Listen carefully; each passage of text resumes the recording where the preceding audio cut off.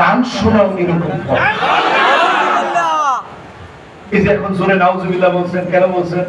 অথচ ওইখানে লোকেরা কইছে সুবহানাল্লাহ। আমি চিন্তা করলাম মানুষ কত রকমের, আল্লাহ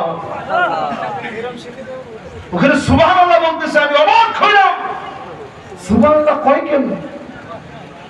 কিন্তু সুবহানাল্লাহ কেমনে কয়? বুঝে না।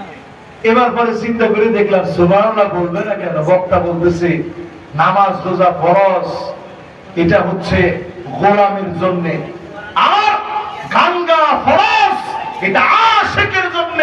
যারা এইরকম কথা বলতে পারে শুনে রাখো তোমরা, আল্লাহ নবী পৃথিবীতে আসছে লিউকাত্তিরাল মাযাবিদ, একতারা দুতারা সাতারা বন্দামি ভেঙে টুকরা টুকরা করে দেওয়ার জন্য, ঠিক কিনা বলেন? আর এই সমস্ত আউল ফাউল লোকগুলা তারা বলতেছে এই গান গাওয়া নাকি ফরজ।